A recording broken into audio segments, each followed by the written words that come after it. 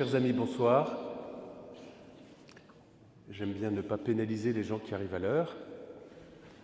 Donc voilà, on va commencer et comme ça, le frère Eric qui nous fait toujours la gentillesse de venir de Paris, on va honorer sa présence en commençant dès maintenant notre deuxième soirée. Eric, je te remercie beaucoup parce que la première soirée a été très appréciée. J'ai eu quelques paroissiens qui ont fait un retour très positif. Donc les retours très positifs, il faut les multiplier au moins par 10, généralement, on dit. Donc elle a été très appréciée. Et je suis heureux aussi parce que, et je remercie beaucoup Jérémy, parce que donc elle est, comme vous le savez, sur YouTube. Vous avez le lien que vous avez reçu ce week-end sur les liens papier ou sur la newsletter. Et puis on a prévu donc un après-midi pour les personnes plus âgées qui ne désirent pas se déplacer ce soir, avec le MCR, le Mouvement chrétien des retraités, où on projettera la première rencontre et celle de ce soir. Et donc la qualité est excellente, le son est très bon, grâce à ces petits appareils là. Mais surtout, c'est bien de venir encourager le frère Eric qui vient nous offrir cette soirée. Voilà, la dernière fois nous avons eu une introduction avec un peu les lignes directrices de cette encyclique, avec des mots qui reviennent, des thèmes sur lesquels le pape insiste, avec des passages que tu nous as lus qui nous ont permis de nous plonger dedans.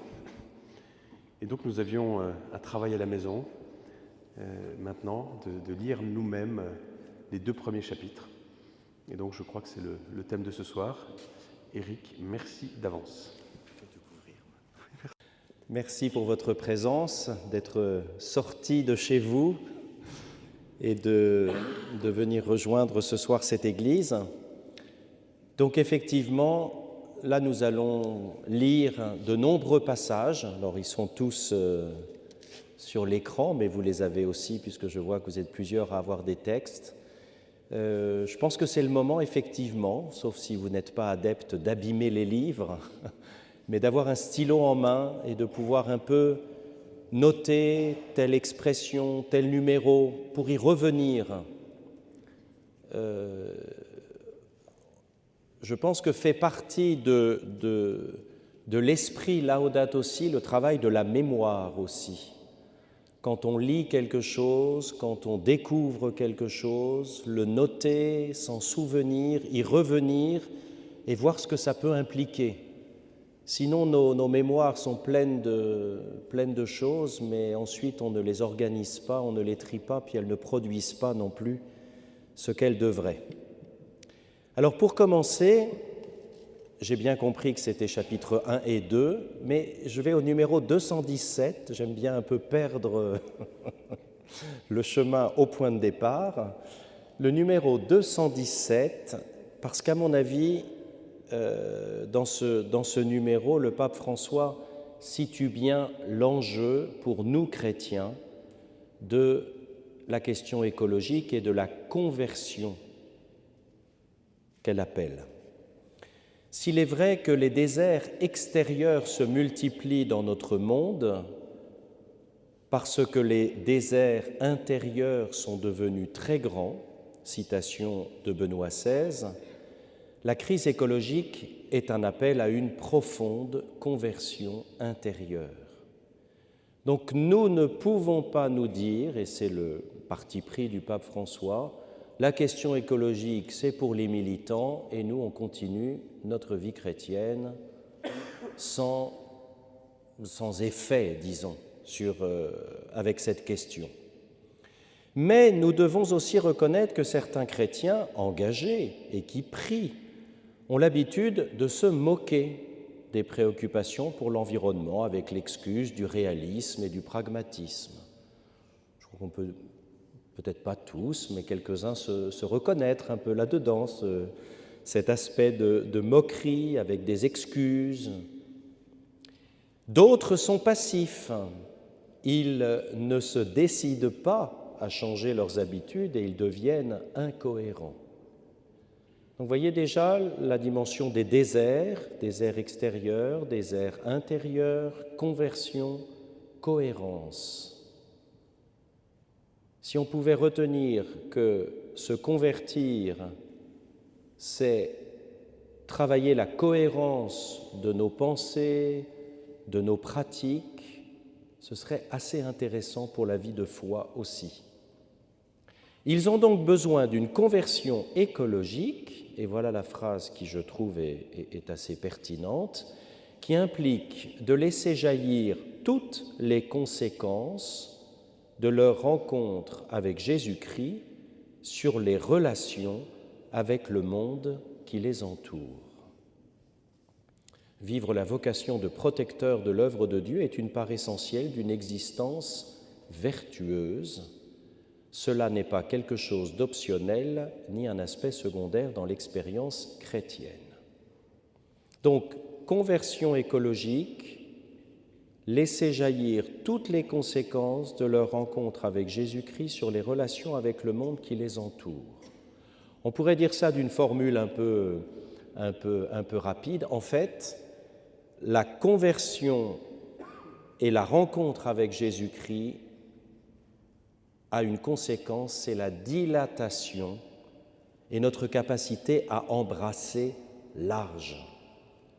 Quand je dis embrasser large, je prends le mot un peu aussi dans sa connotation italienne, un abbraccio, c'est prendre dans les bras, c'est-à-dire c'est pas une réalité devant laquelle je suis indifférent.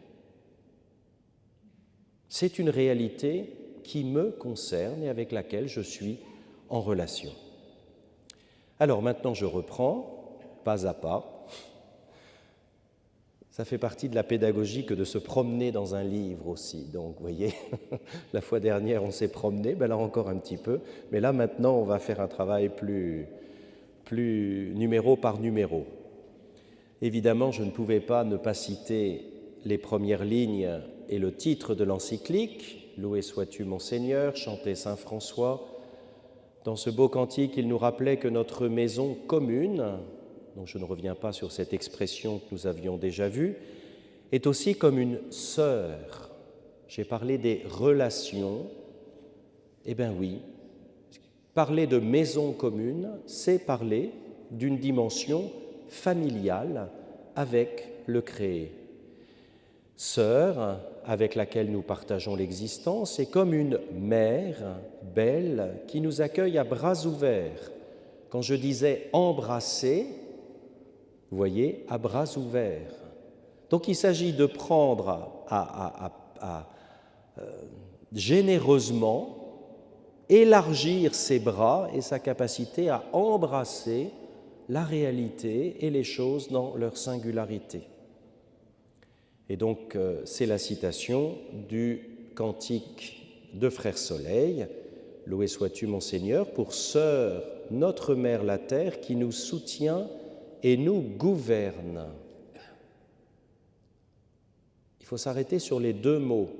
Soutenir, ben oui, la terre nous soutient, on peut marcher dessus et on ne se casse pas la figure normalement, sauf quand il y a du gel ou autre chose.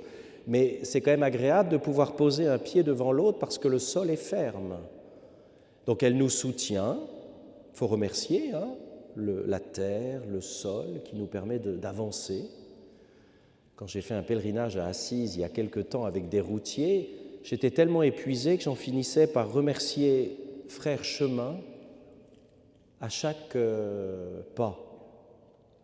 Mais souvenez-vous du numéro 233 de l'encyclique. Il y a une mystique de la feuille, il y a une mystique du chemin, de la rosée et du visage du pauvre. Ça, ce numéro-là, il faut s'en souvenir tout le temps parce que quand on l'a, on déroule tout après, d'une certaine manière.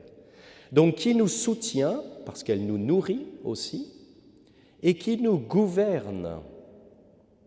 Et ça, c'est audacieux. Parce que ça veut dire que d'une certaine manière, et nous le voyons bien par diverses manières aujourd'hui, la terre a autorité sur nous aussi.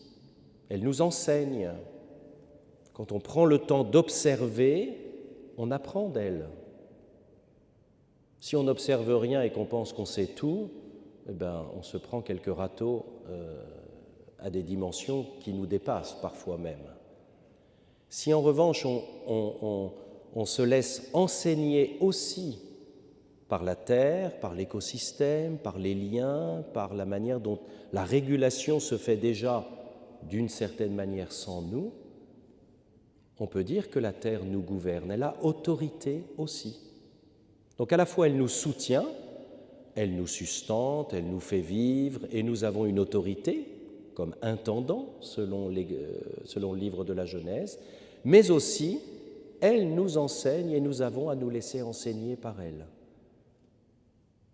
Ça suppose un peu d'humilité aussi pour apprendre. Cette sœur crie en raison des dégâts que nous lui causons. Donc voilà, notre sœur, mère la terre, elle crie. Par l'utilisation irresponsable et par l'abus des biens que Dieu a déposés en elle. Nous avons grandi en pensant que nous étions ses propriétaires, ses dominateurs, autorisés à l'exploiter. Et là, c'est intéressant parce qu'on rejoint le thème de la conversion qui commence à apparaître. Voyez au numéro 2, la violence qu'il y a dans le cœur humain blessé par le péché se manifeste aussi à travers les symptômes de maladie que nous observons dans le sol, dans l'eau, dans l'air et dans les êtres vivants. Ça, c'est très intéressant. Je cite un tout petit exemple. Il faudra que j'avance aussi si je m'arrête à chaque diapo un peu plus que prévu. Il y a une communauté qui est la communauté des moines de Maïlis.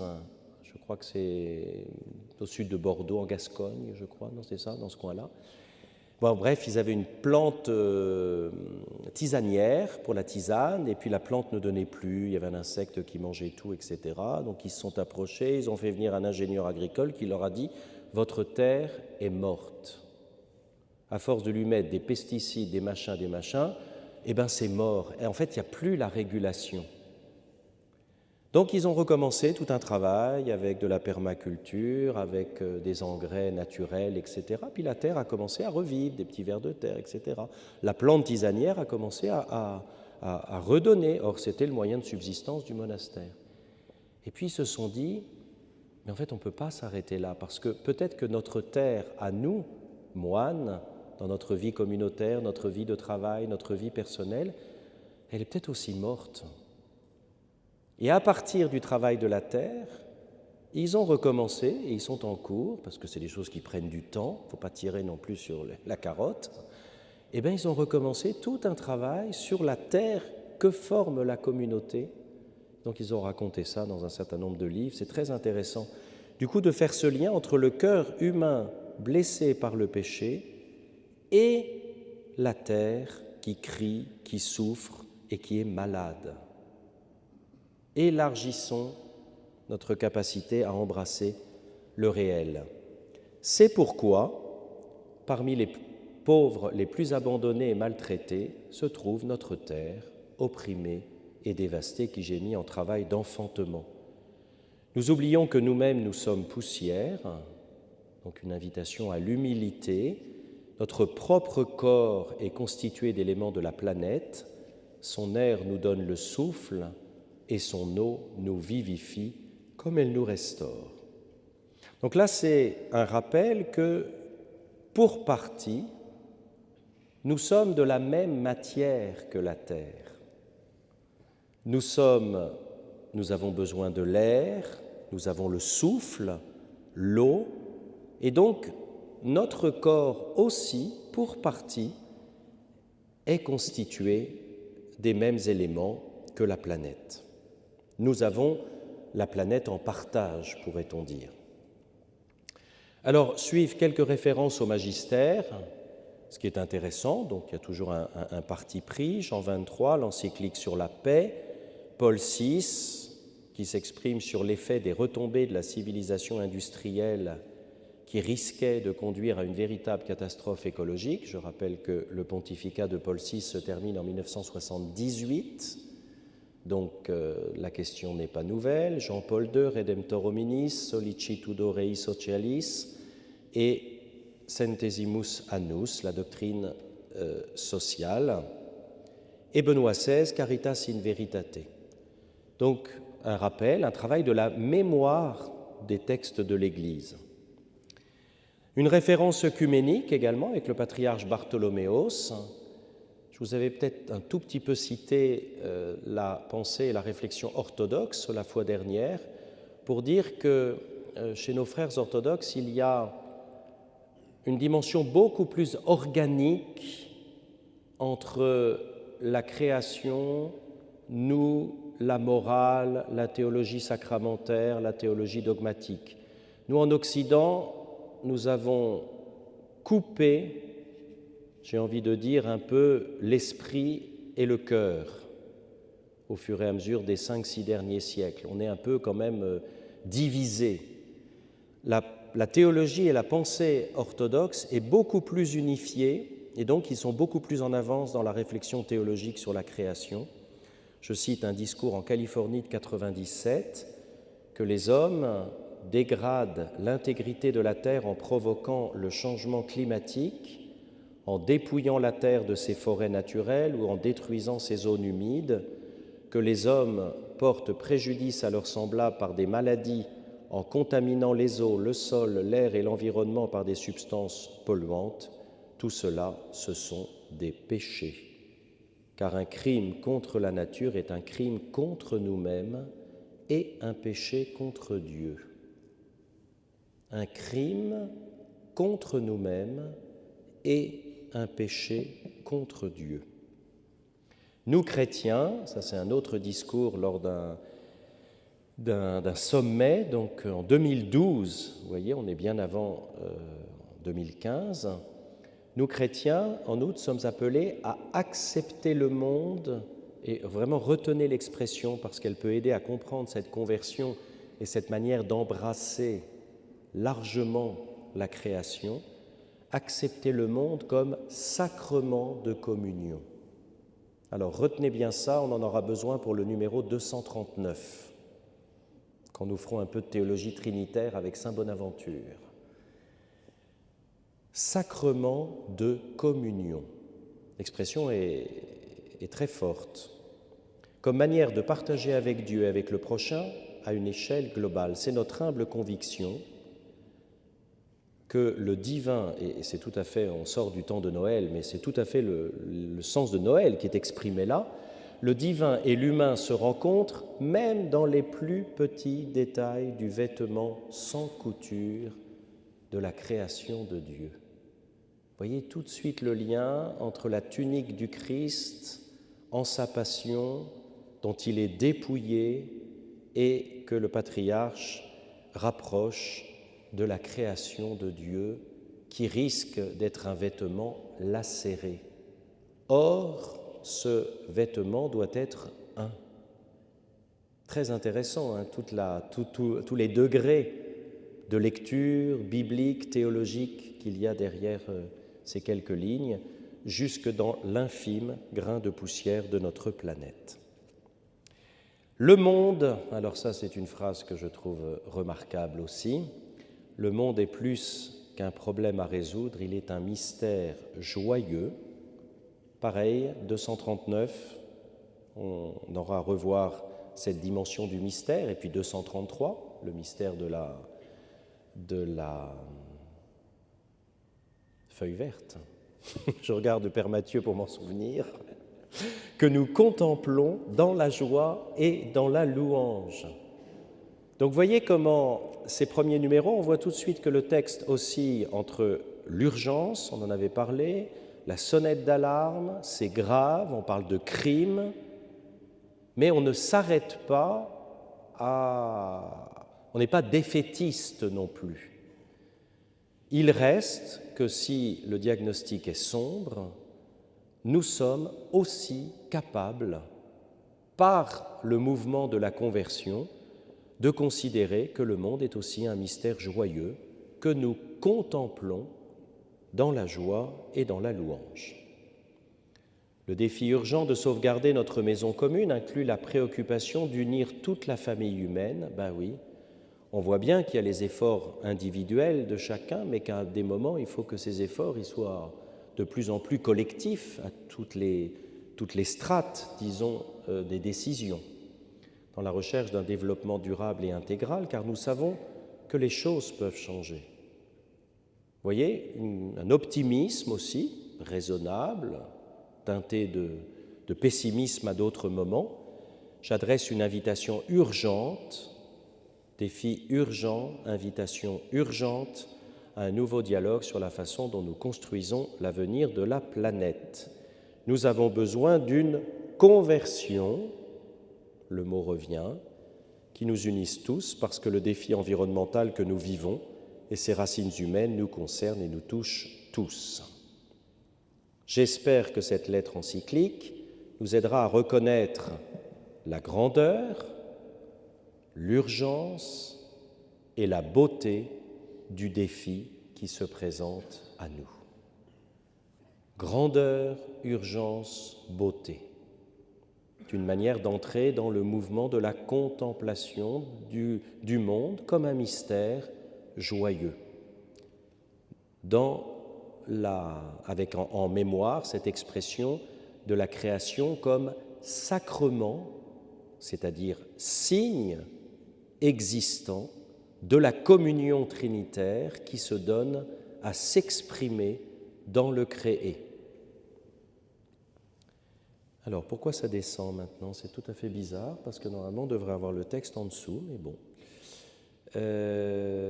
Chapitre 1er, donc, bref aperçu des différents aspects de la crise écologique actuelle, en vue de prendre en considération les meilleurs résultats de la recherche scientifique disponible aujourd'hui, d'en faire voir la profondeur et de donner une base concrète au parcours éthique et spirituel qui suit. Ah ben c'est bon, maintenant ça revient. Je ne sais pas pourquoi, c'était... Si vous restez là, vous aidez la pierre à rectifier. Bien que le changement fasse partie de la dynamique des systèmes complexes, la rapidité que les actions humaines lui imposent aujourd'hui contraste avec la lenteur naturelle de l'évolution biologique. Je ne sais pas si vous vous souvenez de cette phrase de Romano Guardini, « L'homme moderne n'a pas reçu l'éducation nécessaire à son pouvoir ». C'est une des 4 citations de Romano Guardini dans l'encyclique. Et effectivement, on a ce contraste entre les processus biologiques qui sont à leur rythme et la rapidité des actions humaines. C'est quand même en un siècle que nous avons dévasté la nature depuis la révolution industrielle et que maintenant, je ne saurais plus à quel jour on se situe, mais à peu près vers le mois d'août, on a consommé tout ce que la nature peut renouveler. Donc chaque année, entre août et décembre, on pille la nature, pour faire bref. Parce que quand on prend des matières premières, elles se renouvellent aussi. Et au mois d'août, à partir du mois d'août, toute notre consommation pille la nature. Et donc c'est là que nos actions humaines ont une influence pratiquement, pas tout à fait le double, mais 2 fois plus rapide que le processus de renouvellement de la création. Après un temps de confiance irrationnelle dans le progrès, ben oui, les 30 glorieuses, etc., les années 50, et dans la capacité humaine, une partie de la société est en train d'entrer dans une phase de plus grande prise de conscience. Alors là, dans le cours de ce premier chapitre, le pape va envisager un certain nombre de questions très concrètes, avec des rapports scientifiques, etc., etc. On n'est pas du tout dans une abstraction de la pensée. Pollution et changement climatique. Alors le pape va employer ces expressions, les polluants atmosphériques, la pollution par les déchets, la culture du déchet, tout le jetable. On n'est pas encore arrivé à adopter un modèle circulaire de production.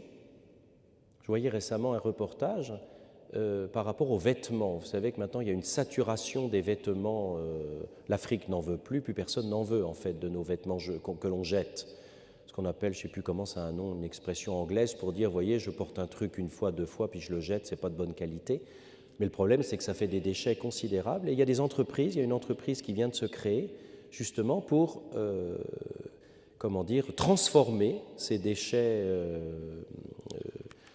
vestimentaires pour reproduire de la matière première.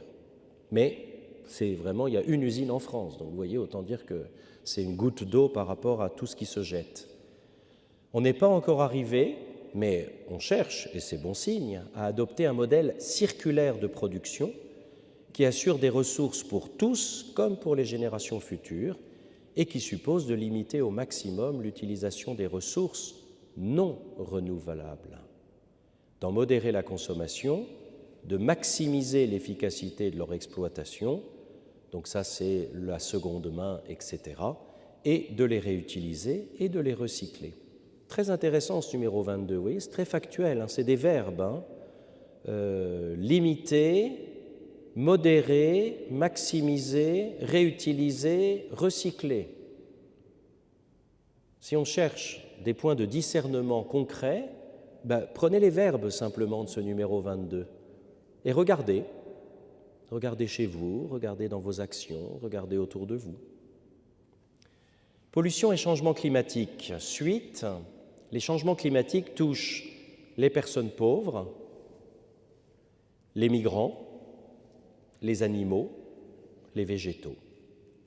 Beaucoup de ceux qui détiennent plus de ressources et de pouvoir économique ou politique semblent surtout s'évertuer à masquer ou...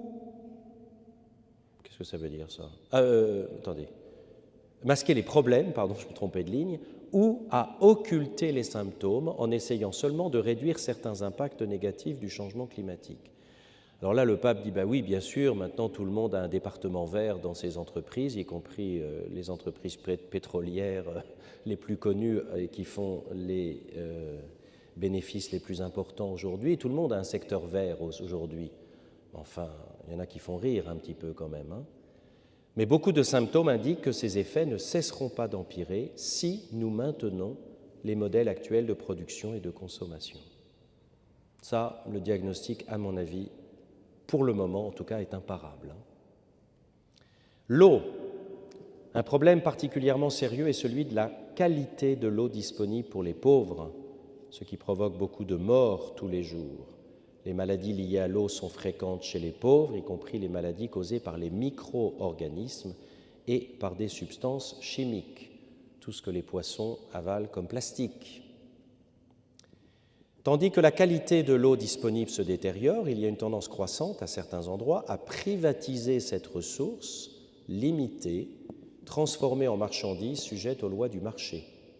En réalité, l'accès à l'eau potable et sûre est un droit humain primordial, fondamental et universel, parce qu'il détermine la survie des personnes et par conséquent, il est une condition pour l'exercice des autres droits humains. Donc, réflexion sur rareté de l'eau, privatisation, or, c'est un droit fondamental, humain, primordial, universel, tout simplement pour le minimum de la vie. La perte de la biodiversité. Les ressources de la Terre sont aussi objets de déprédation à cause de la conception de l'économie, ainsi que de l'activité commerciale et productive fondée sur l'immédiateté. Donc vous voyez le rapport au temps. Autant nos actions ont des impacts rapides, autant la biodiversité, le rythme de la nature a ses lenteurs, a son rythme propre. Et là aussi, cette notion d'immédiateté est préjudiciable au rythme de la création. La disparition de forêts et d'autres végétations implique en même temps la disparition d'espèces qui pourraient être à l'avenir des ressources extrêmement importantes, non seulement pour l'alimentation, mais aussi pour la guérison de maladies et multiples services. Les diverses espèces contiennent des gènes qui peuvent être des ressources clés pour subvenir à l'avenir à certaines nécessités humaines ou pour réguler certains problèmes de l'environnement. Donc, c'est tout ce qu'on appelle autour de la permaculture. Vous voyez comment la nature peut trouver en elle-même les ressources de sa fécondité, de sa survie et de moyens également de guérison. Mais il ne suffit pas de penser aux différentes espèces seulement comme à d'éventuelles ressources. en oubliant qu'elles ont une valeur en elles-mêmes. Chaque année disparaissent des milliers d'espèces végétales, animales, que nous ne pourrons plus connaître, que nos enfants ne pourront pas voir, perdues pour toujours. Quand vous y connaissez un petit peu et que vous êtes à proximité de champs qui sont exploités et que vous y connaissez un peu en variété d'oiseaux, c'est absolument phénoménal le nombre de disparitions d'espèces. Je connais quelqu'un qui aime bien photographier les oiseaux, qui les écoutait, qui était heureux de les montrer à ses petits-enfants. Il me dit maintenant, il n'y a plus que le merle et quelques cousins germains. C'est une véritable écocide, je ne sais pas comment on appelle ça, mais pour ne pas employer des mots, mais l'immense majorité disparaît pour des raisons qui tiennent à une action humaine. Et oui. À cause de nous, des milliers d'espèces ne rendront plus gloire à Dieu par leur existence et ne pourront plus nous communiquer leur propre message. La Terre nous soutient et nous gouverne. Nous n'en avons pas le droit. La perte de la biodiversité toujours, la sauvegarde des écosystèmes suppose un regard qui aille au-delà de l'immédiat, car lorsqu'on cherche seulement un rendement économique rapide et facile, leur préservation n'intéresse réellement personne. Mais le coût des dommages occasionnés par la négligence égoïste est beaucoup plus élevé que le bénéfice économique qui peut en être obtenu. Dans le cas du bénéfice économique, on est sur du court-termisme après moi le déluge. Dans le cas des écosystèmes et de la sauvegarde, on est dans un rapport au temps long. Ce que nous ne savons plus attendre. Nous ne savons plus attendre. Dans le cas de la disparition ou de graves dommages à certaines espèces, nous parlons de valeurs qui excèdent tout calcul. C'est pourquoi nous pouvons être des témoins muets de bien graves injustices quand certains prétendent obtenir d'importants bénéfices en faisant payer au reste de l'humanité présente et future les coûts très élevés de la dégradation de l'environnement. Détérioration de la qualité de la vie humaine et dégradation sociale. Aujourd'hui, nous observons par exemple la croissance démesurée et désordonnée de beaucoup de villes qui deviennent insalubres pour y vivre, non seulement du fait de la pollution causée par les émissions toxiques, mais aussi à cause du chaos urbain, des problèmes de transport, de la pollution visuelle, sonore. Beaucoup de villes sont de grandes structures inefficaces qui consomment énergie et eau en excès. Certains quartiers, bien que récemment construits, sont congestionnés et désordonnés sans espace vert suffisant. Les habitants de cette planète ne sont pas faits pour vivre en étant toujours plus envahis par le ciment, l'asphalte, le verre, les métaux privés du contact physique avec la nature. La vraie sagesse, fruit de la réflexion, du dialogue, de la rencontre généreuse entre les personnes, ne s'obtient pas par une pure accumulation de données qui finissent par saturer et obnubiler comme une espèce de pollution mentale. En même temps, les relations réelles avec les autres tendent à être substituées avec tous les défis que cela implique par un type de communication transitant par Internet. Les moyens actuels nous permettent de communiquer, de partager, cependant ils nous empêchent aussi parfois d'entrer en contact direct avec la détresse, l'inquiétude, la joie de l'autre, la complexité de son expérience personnelle. C'est pourquoi nous ne devrions pas nous étonner que l'offre écrasante de ces produits se développe, qu'avec l'offre écrasante de ces produits se développe une profonde et mélancolique insatisfaction dans les relations interpersonnelles ou un isolement dommageable. Inégalité planétaire, l'environnement humain et l'environnement naturel se dégradent ensemble. Donc on a parlé tout à l'heure du péché du cœur de l'homme et du crime, du péché contre Dieu, contre la nature et contre soi-même. Nous ne pourrons pas affronter adéquatement la dégradation de l'environnement si nous ne prêtons pas attention aux causes qui sont en rapport avec la dégradation humaine et sociale, épuisement des réserves de poissons, pollution de l'eau. Je voudrais faire remarquer que souvent, on n'a pas une conscience claire des problèmes qui affectent particulièrement les exclus. Ils sont la majeure partie de la planète, des milliers de millions de personnes. aujourd'hui, ils sont présents dans les débats politiques, économiques, internationaux, mais il semble souvent que leurs problèmes se posent comme un appendice, une question qui s'ajoute, presque par obligation, de manière marginale, quand on ne les considère pas comme un pur dommage collatéral. De fait, au moment de l'action concrète, ils sont relégués fréquemment à la dernière place. Et là, on a un des grands fils rouges de l'encyclique, cri de la terre, cri des pauvres. Cri de la terre crie, et ceux qui sont les premiers impactés, ce sont les pauvres, les exclus, le réchauffement climatique, la raréfaction de l'eau, les espèces végétales, animales, etc. Cela est dû en partie au fait que beaucoup de professionnels, de leaders d'opinion, de moyens de communication, de centres de pouvoir sont situés loin d'eux, dans des zones urbaines isolées, sans contact direct avec les problèmes des exclus. Vous savez que c'est toute une grande question de la politique sociale. Est-ce qu'on fait pour les personnes ou est-ce qu'on fait avec les personnes? Parfois, faire pour, on va plus vite, mais on tape à côté.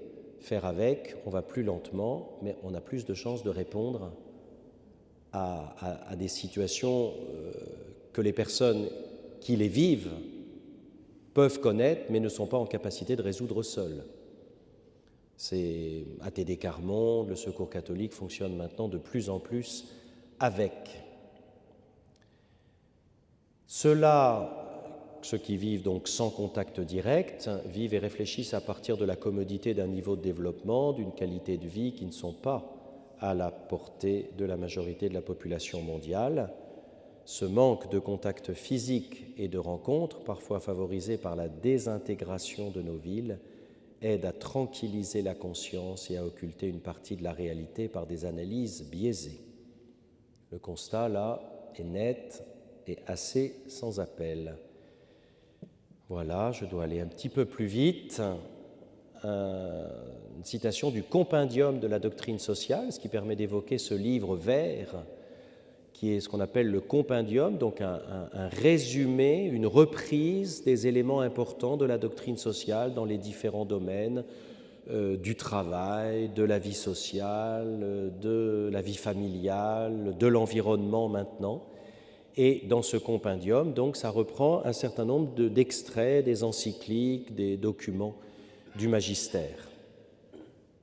S'il est vrai que la répartition inégale de la population et des ressources disponibles crée des obstacles au développement et à l'utilisation durable de l'environnement, il faut reconnaître que la croissance démographique, vous savez, c'est un des remèdes parfois qui est proposé, n'ayons plus d'enfants et nous ne polluerons plus.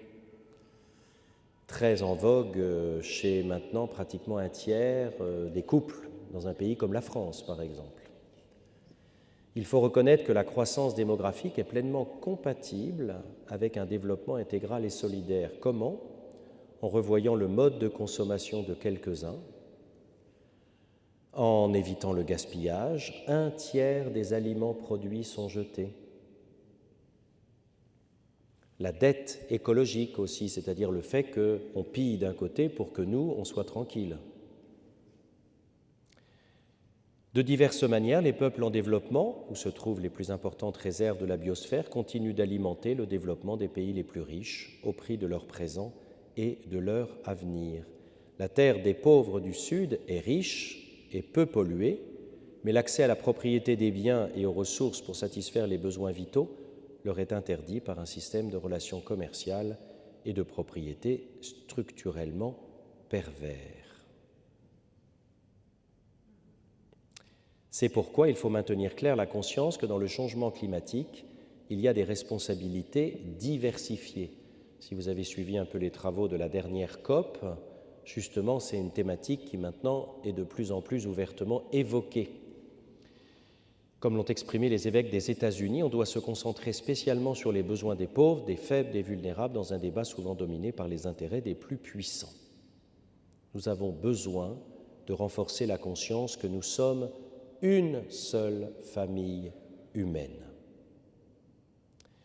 La faiblesse des réactions, toujours dans ce chapitre 1, l'alliance entre l'économie et la technologie, finit par laisser de côté ce qui ne fait pas partie de leurs intérêts immédiats. Vous voyez, toujours cette insistance sur un rapport au temps qui, d'un côté, parle de l'action humaine, de la rentabilité technique, technologique, économique, qui prime sur d'autres rapports au temps. Mais ça peut être questionné, ceci. Si quelqu'un observait de l'extérieur la société planétaire, il s'étonnerait face à un tel comportement qui semble parfois suicidaire.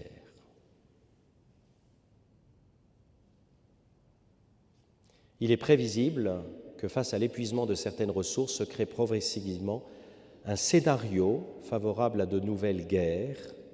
La guerre produit toujours de graves dommages à l'environnement comme à la richesse culturelle des populations et les risques deviennent gigantesques.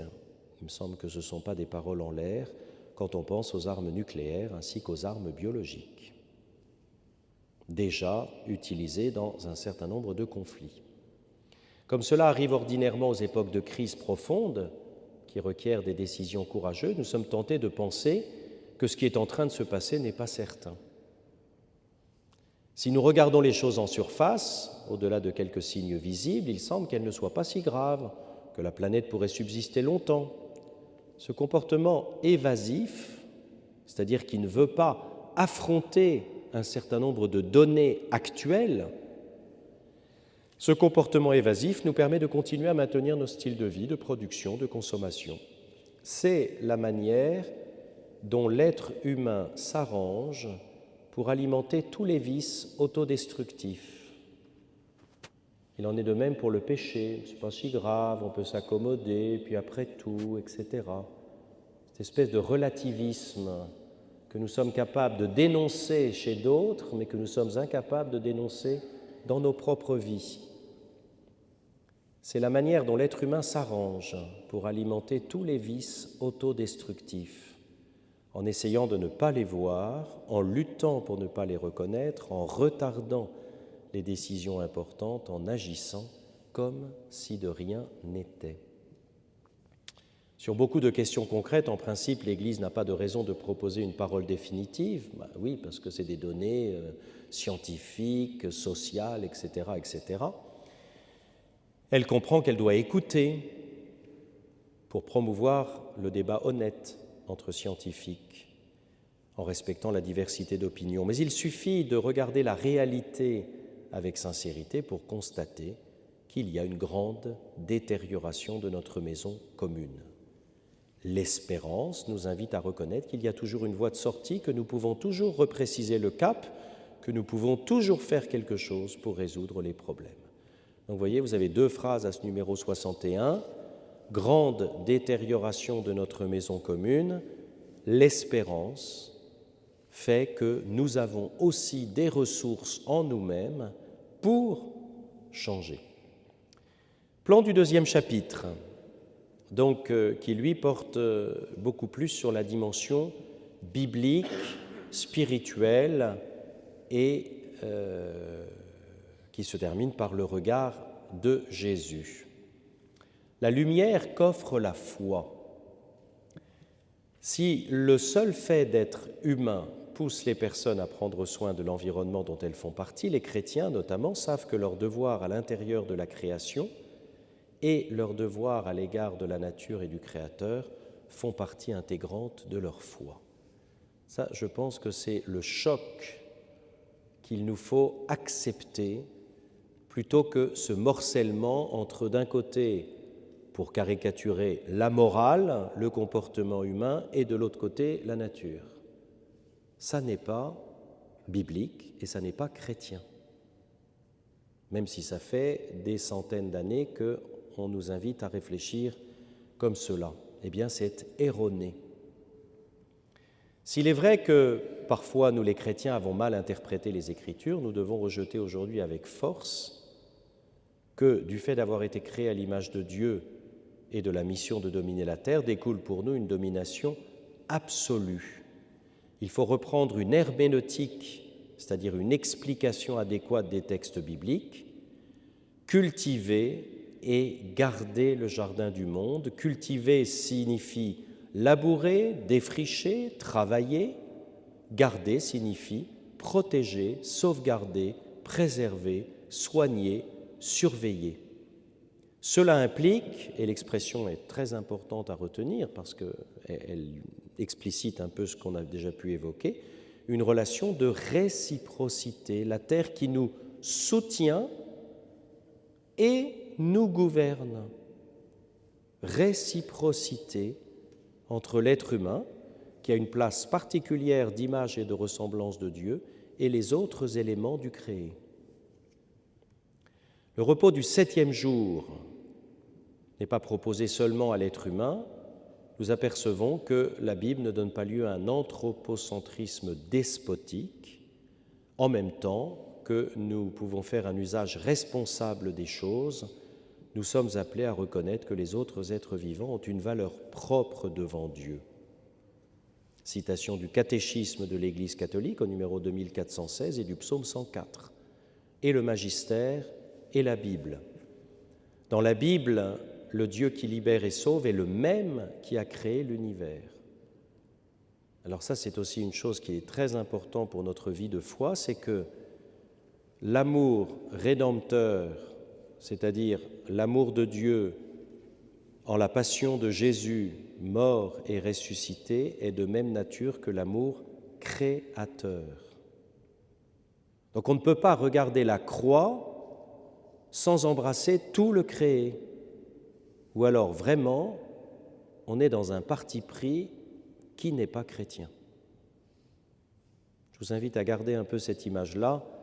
Je la reprendrai ou les autres fois ou dans la retraite, parce que ça, c'est un élément fondamental. Quand je regarde la croix, je pense que l'amour rédempteur n'est pas d'une autre nature que l'amour créateur, qui fait tenir toute chose dans l'être et la vie. La meilleure manière de mettre l'être humain à sa place et de mettre fin à ses prétentions d'être un dominateur absolu de la terre, c'est de proposer la figure d'un père créateur et unique maître du monde. Alors là, passage génial, ça fait partie des quelques numéros à apprendre par cœur pour la fois prochaine. Pour la tradition judéo-chrétienne, dire création, c'est signifier plus que la nature, parce qu'il y a un rapport avec un projet de l'amour de Dieu dans lequel chaque créature a une valeur. On a déjà employé cette expression, à la valeur de chaque créature, et une signification. Alors ça, c'est très important pour la théologie trinitaire et symbolique du numéro 239. Chaque créature a une valeur, donc une consistance propre, et une signification, un message. La nature s'entend d'habitude comme un système qui s'analyse, se comprend, se gère, mais la création peut seulement être comprise comme un don qui surgit de la main ouverte du Père de tous. Donc, l'amour rédempteur n'est pas d'une autre nature que l'amour créateur, et la création peut seulement être comprise comme un don, non pas un dû, un don. C'est à l'origine, la création est un don qui surgit de la main ouverte du Père de tous. Derrière, c'est une manière un peu poétique de faire de la métaphysique, au sens où Dieu, qui est l'être, nous fait tenir par pur don dans l'être, comme une réalité illuminée par l'amour qui nous appelle à une communion universelle. La création est de l'ordre de l'amour. L'amour de Dieu est la raison fondamentale de toute la création. Citation de la sagesse. Par conséquent, chaque créature est l'objet de la tendresse du Père qui lui donne une place. Même la vie éphémère de l'être le plus insignifiant est l'objet de son amour et en ces peu de secondes de son existence, il l'entoure de son affection. Et là, vous voyez, saint Basile le Grand disait que le Créateur est aussi la bonté sans mesure, et Dante Alighieri parlait de l'amour qui meut le soleil et les étoiles. Voilà pourquoi, à partir des œuvres créées, Benoît XVI, on s'élève vers sa miséricorde pleine d'amour. Le mystère de l'univers, souvenez-vous, la création est moins un problème à résoudre qu'un mystère joyeux à contempler. En même temps, la pensée judéo-chrétienne a démystifié la nature. Sans cesser de l'admirer pour sa splendeur, elle ne lui a plus attribué de caractère divin. Il y a une distinction nette entre le Créateur et la création. De cette manière, notre engagement envers elle est davantage mis en exergue. Un retour à la nature ne peut se faire au prix de la liberté et de la responsabilité de l'être humain qui fait partie du monde, avec le devoir de cultiver ses propres capacités pour le protéger et en développer les potentialités. Et je termine, numéro 78, un monde fragile avec un être humain à qui Dieu en confie le soin interpelle notre intelligence pour reconnaître comment nous devrions orienter, cultiver, limiter notre pouvoir. Cependant, Dieu qui veut agir avec nous et compte sur nous est aussi capable de tirer quelque chose de bon du mal que nous commettons. L'aboutissement de la marche de l'univers se trouve dans la plénitude de Dieu. Donc vous voyez un petit peu là le rapport à l'origine. La création jaillit comme un don de la main ouverte du Père et la finalité. C'est ça qui permet aussi de revenir à un rapport juste, à la temporalité. C'est en se souvenant que nous n'existons pas dans l'immédiateté, dans une séquence ici et maintenant qui n'a pas d'avenir, qui n'a pas de passé. Ça, c'est le matérialisme dans lequel nous baignons. Le matérialisme nous fait perdre complètement la mémoire et la perception de l'avenir au profit du maintenant et de la jouissance. En fait, c'est une asphyxie, le matérialisme. Une asphyxie de nos capacités et une asphyxie, si on va plus loin, de la Trinité de Dieu en nous qui est image, intelligence et volonté, comme le disait saint Augustin dans son traité sur la Trinité. Nous sommes image et ressemblance de Dieu parce que, dit saint Augustin, en nous il y a mémoire, intelligence, volonté, qui est l'expression de la Trinité de Dieu en nous. Et voyez comme le matérialisme est vraiment une attaque spirituelle à qui nous sommes profondément dans le regard de Dieu et dans le plan créateur. Pas de mémoire, pas de volonté, et l'intelligence est perturbée au profit de l'immédiateté animale pratiquement. C'est pour ça que Benoît XVI, on se moquait de lui, les journaux, etc., parce qu'il souvent il revenait sur la question du matérialisme, mais parce que le matérialisme est une asphyxie des besoins de l'identité profonde, spirituelle et des besoins de l'homme. Tout l'univers matériel est un langage de l'amour de Dieu, de sa tendresse démesurée envers nous. Le sol, l'eau, les montagnes, tout est caresse de Dieu.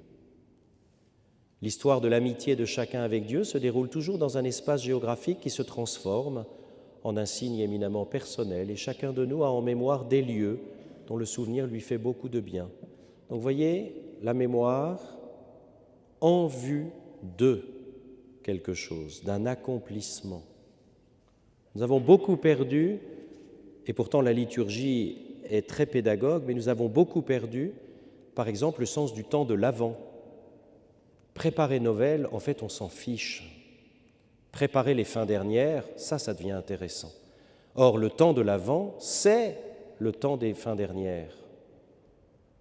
Mais on a complètement focalisé sur une espèce de fête commerciale, et nous, chrétiens, les premiers, on est complètement tombé dans le panneau du matérialisme, dans le sens que nous donnons au temps de l'Avent, qui est certes une préparation à se rappeler la naissance, mais surtout un temps pour travailler nos racines du ciel, l'eschatologie, qui depuis les années 70 a quand même quasiment disparu des écrans radars, comme par hasard en lien avec la société de consommation. Donc il y a peut-être une résistance que nous pourrions trouver dans notre chemin de conversion dans l'eschatologie. C'est-à-dire, pourquoi, il y a le pourquoi, la cause, don ouvert de la main du Père, mais pourquoi, selon quelle finalité nous existons? Pourquoi, en 2 mots, vivre?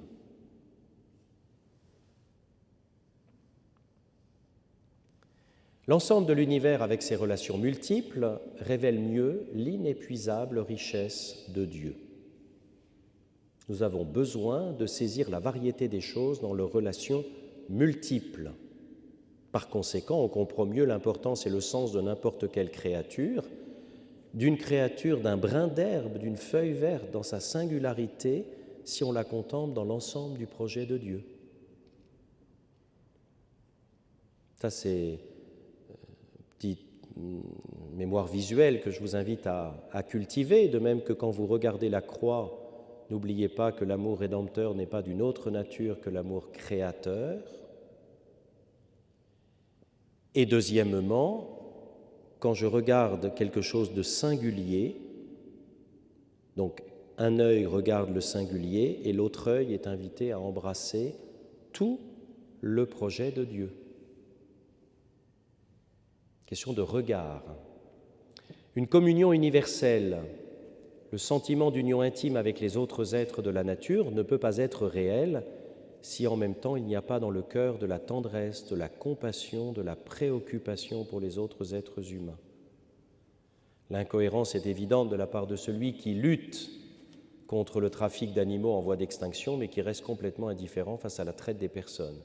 Donc ça, c'est la question aussi de la cohérence des engagements en faveur de la création, d'engagements écologiques, qui parfois vont se travailler un domaine, mais là aussi en perdant de vue que le cri de la terre est aussi associé au cri des pauvres. Se désintéresse des pauvres ou s'emploie à détruire un autre être humain qui lui déplaît. Donc ça veut dire la question de l'origine, la question de la fin de vie, etc., etc. On ne peut pas d'un côté sauvegarder les poissons et se désintéresser d'un fœtus, pour faire bref. La destination commune des biens, donc là on revient à la question de la finalité. Aujourd'hui, croyants et non-croyants, nous sommes d'accord sur le fait que la terre est un héritage commun dont les fruits doivent bénéficier à tous. Question de fidélité au Créateur, puisque Dieu a créé le monde pour tous.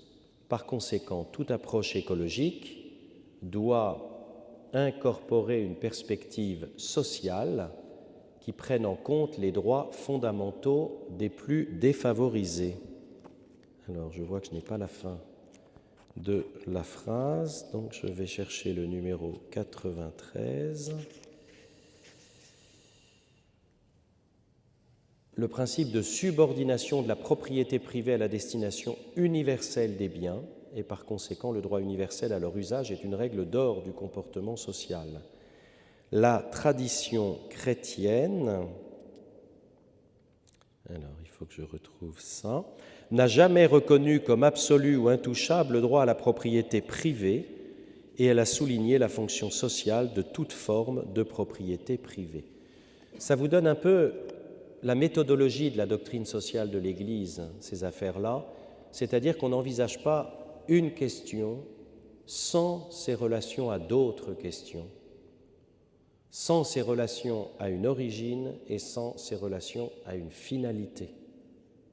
Donc la doctrine sociale, elle est là aussi pour nous inviter un peu à dézoomer certaines problématiques, ou en tout cas à considérer les problématiques en relation les unes avec les autres. L'environnement est un bien collectif, patrimoine de toute l'humanité, sous la responsabilité de tous. Celui qui s'approprie quelque chose, c'est seulement pour l'administrer pour le bien de tous. Si nous ne le faisons pas, nous chargeons notre conscience du poids de nier l'existence des autres.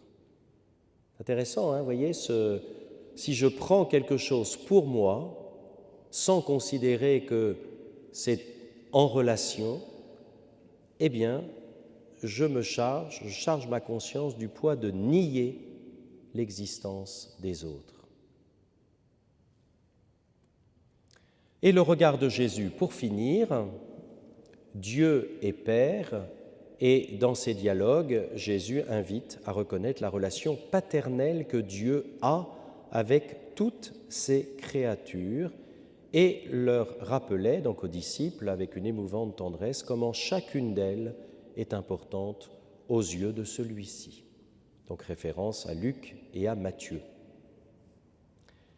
Le Seigneur pouvait inviter les autres à être attentifs à la beauté qu'il y a dans le monde parce qu'il était lui-même en contact permanent avec la nature et y prêtait une attention pleine d'affection et de stupéfaction. Il invitait ses disciples à reconnaître dans les choses un message divin. Pour la compréhension chrétienne de la réalité, le destin de toute la création passe par le mystère du Christ.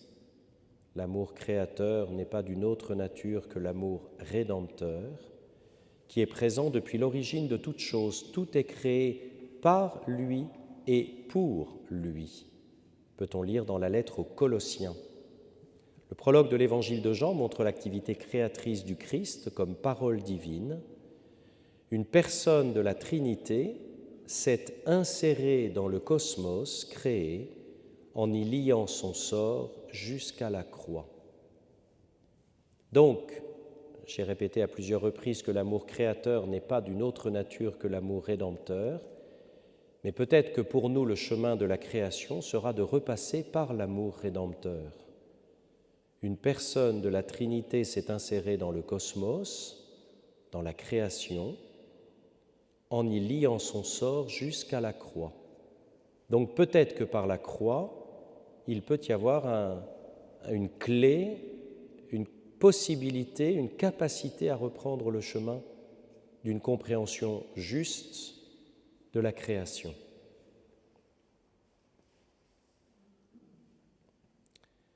Dieu s'est plu à faire habiter en lui toute plénitude et par lui à réconcilier tous les êtres pour lui, aussi bien sur la terre que dans les cieux, en faisant la paix par le sang de sa croix. Cela nous projette à la fin des temps, quand le Fils remettra toutes choses au Père et que Dieu sera tout en tous. De cette manière, les créatures de ce monde ne se présentent plus à nous comme une réalité purement naturelle, parce que le ressuscité, amour créateur, amour rédempteur, les enveloppe mystérieusement et les oriente vers un destin de plénitude. Même les fleurs des champs, les oiseaux qu'émerveillés il a contemplés de ses yeux humains, sont maintenant remplis de sa présence lumineuse. Numéro 239, encore et encore et encore, vous verrez. Commencez à le lire dès maintenant, comme ça, quand on l'abordera, vous serez, j'allais dire, au taquet de la théologie symbolique et trinitaire. Même les fleurs des champs et les oiseaux qu'émerveillés il a contemplés de ses yeux humains sont maintenant remplis de sa présence lumineuse. Voilà, pour terminer, comme ça on arrive à peu près à 21h34, pour terminer, deux petits conseils de lecture de nature très différente. Le premier conseil, c'est d'Adeline et Alexis Voisard qui ont eu la très bonne idée de prendre l'encyclique Laudato Si et de la lire dans chacune des pièces d'une maison. Par exemple, qu'est-ce que Laudato Si, ça signifie dans la cuisine? Qu'est-ce que ça signifie dans les toilettes? Qu'est-ce que ça signifie dans le corridor? Qu'est-ce que ça signifie dans la chambre? Qu'est-ce que ça signifie dans le garage? Donc, un chapitre par pièce. Et c'est très pertinent. Ça, là aussi, parce qu'on a brassé des grandes questions, eh bien, ça ramène aussi la question à du local, à du microcosme. Et c'est intéressant, par rapport à l'encyclique Laudato Si, de faire ce va-et-vient entre le macrocosme et le microcosme.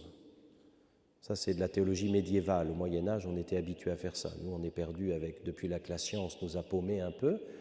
Donc, c'est intéressant de refaire aussi ce chemin, macrocosme, microcosme. Et alors, vous avez aussi le devoir de vacances qu'ils ont fait quelque temps après, avec donc toujours « Je sauve la planète à domicile », mon cahier coach, Laudato Si, ça s'appelle.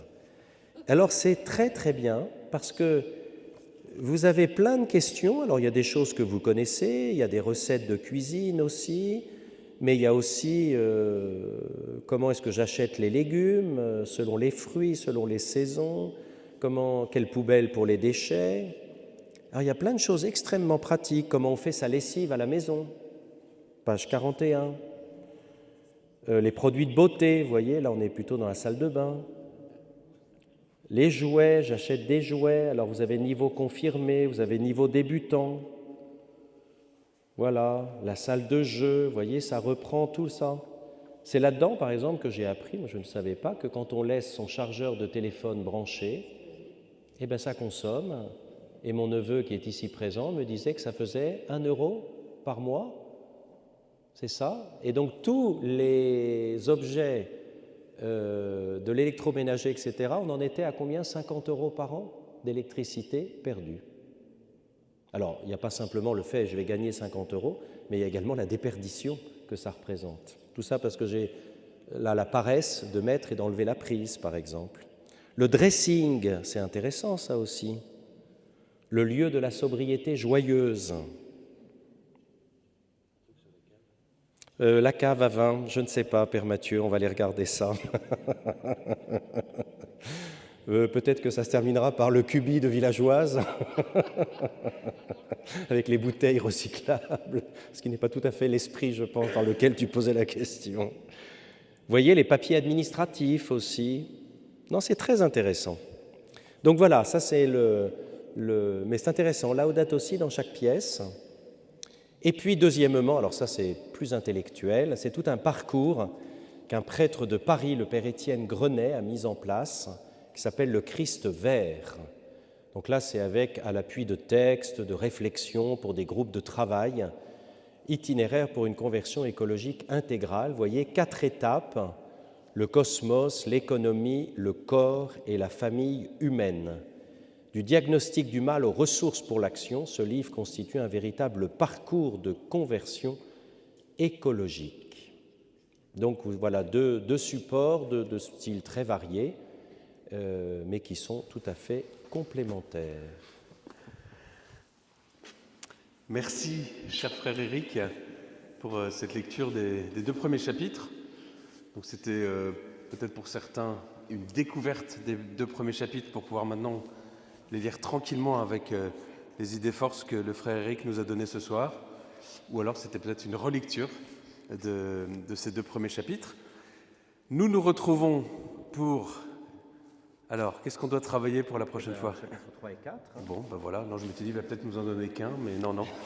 Chapitres 3 et 4 pour le mercredi 5 février, pour la prochaine étape.